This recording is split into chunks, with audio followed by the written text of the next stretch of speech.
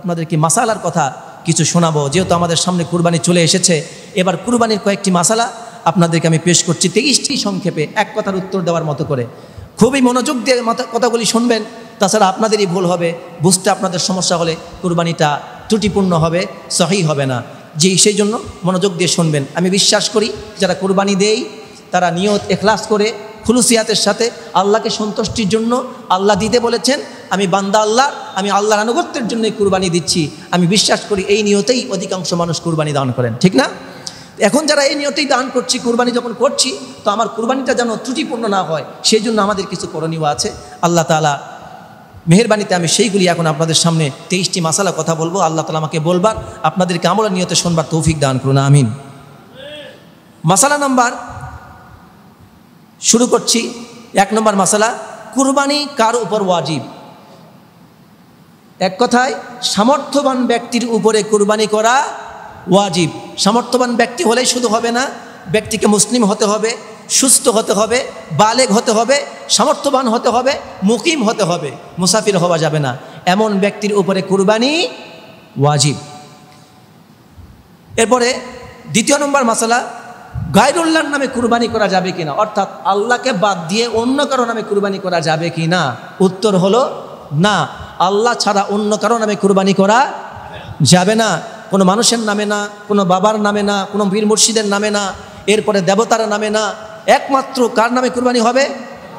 আল্লাহর নামে। ওই যে আগে সংক্ষিপ্ত বর্ণনা দিয়ে আসলাম, ব্যাখ্যা দিলাম।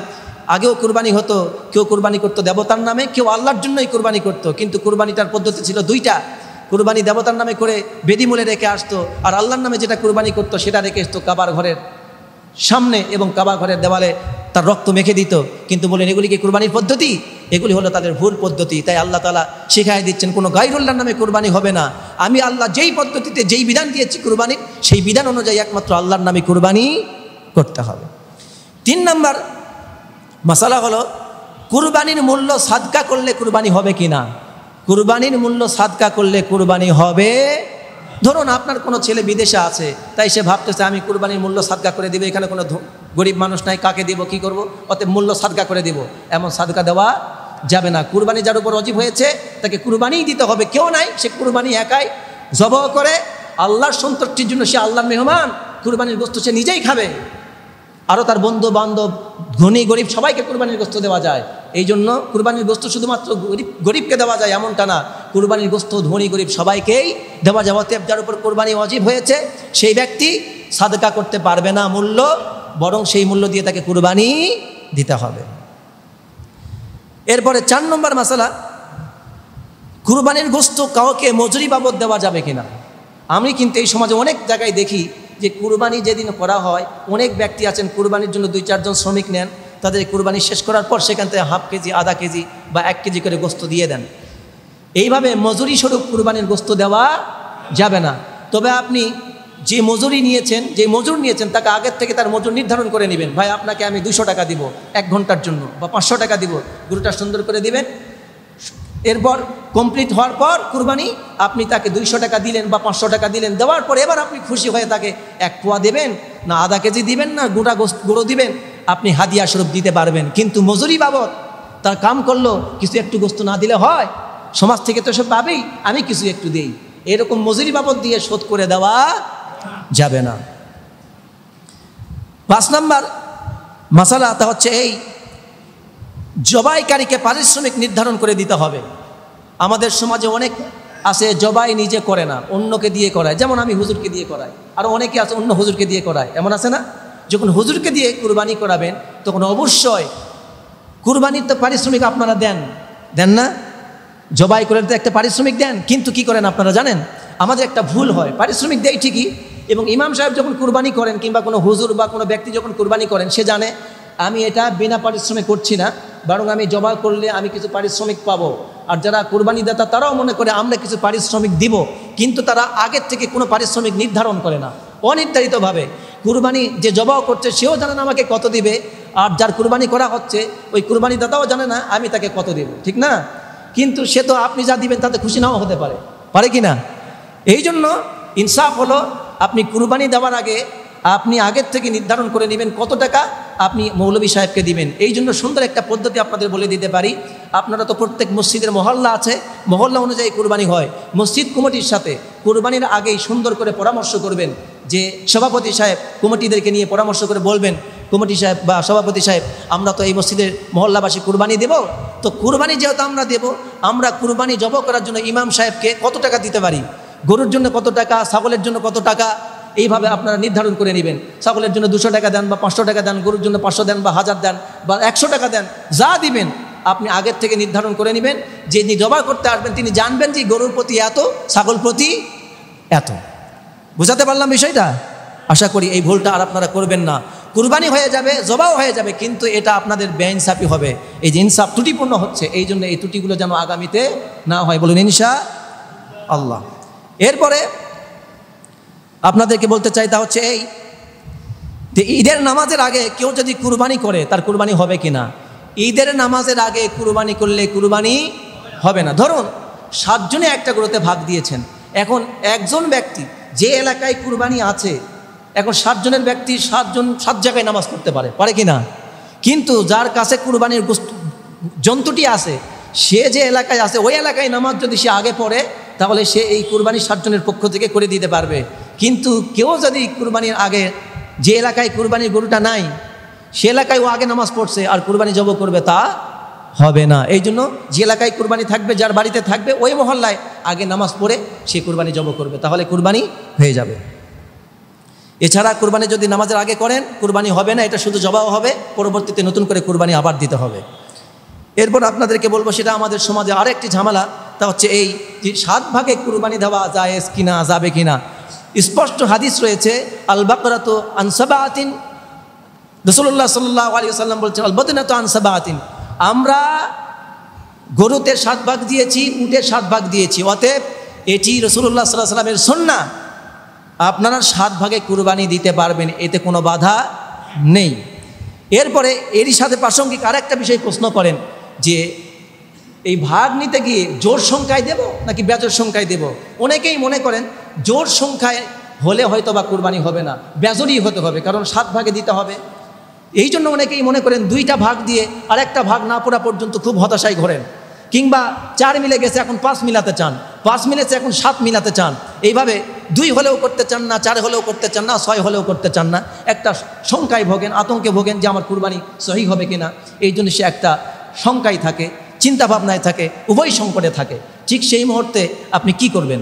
আপনি এইখানে কুরবানির ভাগের ক্ষেত্রে 1 জন, 2 জন, 3 জন, 4 জন, জোর কিংবা বেজোরের কোনো ধরনের বিধান এখানে নির্ধারণ করা হয়নি।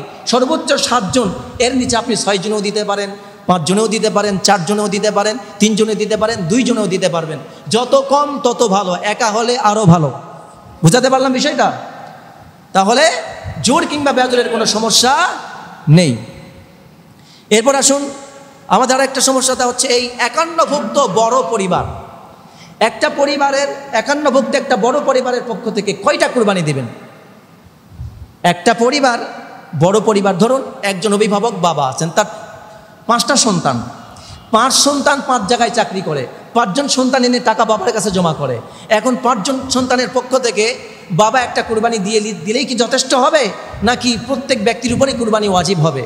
এখানে মাসালাটা হলো এই, যদি 5 জন ব্যক্তি টাকা উপার্জন করে বাবাকে দেয় বটে, কিন্তু এই টাকা ভাগ করলে যদি দেখা যায় প্রত্যেক সন্তানই নেশাব পরিমাণ সম্পদের মালিক। নেশাব পরিমাণ সম্পদের মালিক মানে 52.5 তোলা রূপা কিংবা 7.5 তোলা স্বর্ণের পরিমাণ মূল্য তার হয়ে গেছে, তাহলেই তার উপরে কুরবানি ওয়াজিব হয়ে যাবে। এই ক্ষেত্রে বাবা একটা কুরবানি দিলে আদায় হবে না, এক্ষেত্রে প্রত্যেকটি সন্তানকে আলাদা আলাদা কুরবানি দিতে হবে। কথা বোঝাতে পেরেছি? হ্যাঁ, যেই পরিবারে 5টা সন্তান আছে, একজন বাবা অভিভাবক, 5 সন্তান টাকা এক জায়গায় উপার্জন করে জড়ো করে, কিন্তু টাকা ভাগ করলে দেখা যায় কেউই নেশাব পরিমাণ সম্পদের মালিক হয় না। সেই ক্ষেত্রে সবার টাকা এক জায়গায় করে বাবাকে দিবে, মালিক বানায়, বাবা একটা কুরবানি দিয়ে দিবে, সবার পক্ষ থেকে আদায় হয়ে যাবে।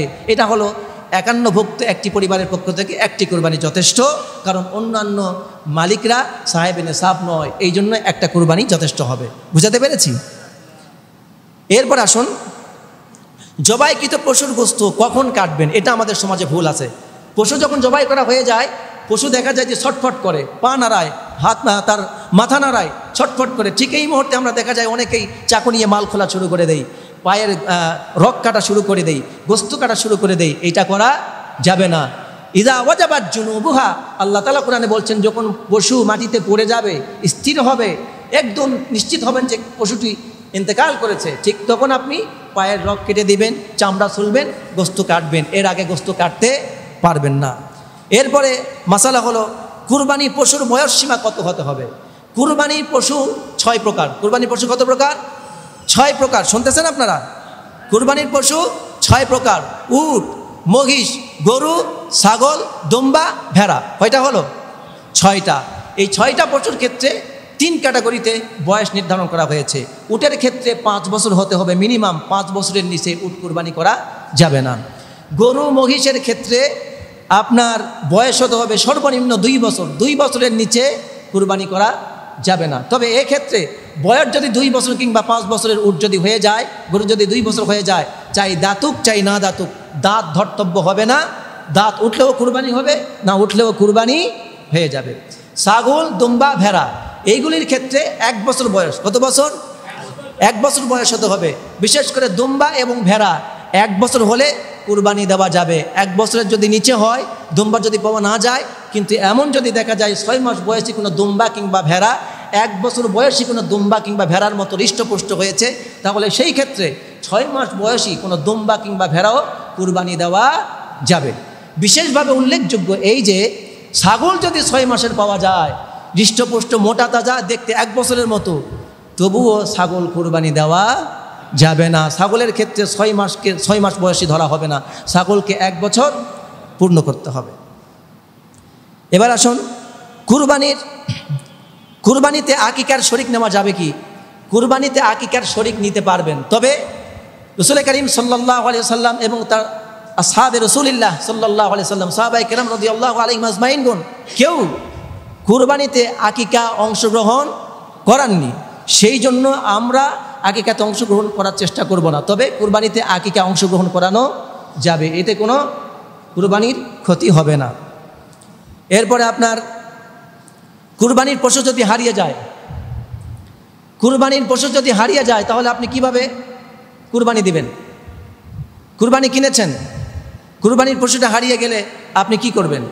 কুরবানির পশু যদি হারিয়ে যায়, তাহলে সেক্ষেত্রে যে নেশাব পরিমাণ সম্পদের মালিক সেই ব্যক্তি আর একটা গরু বা ছাগল যা কিনেছে তা কিনে এনে আবার সে কুরবানি দেবে। আর যার নেশাব পরিমাণ সম্পদ নেই সে দেবে না, কারণ সে ওটা তার উপর ওয়াজিব হয়েছিল, সে ওটাই দেবে।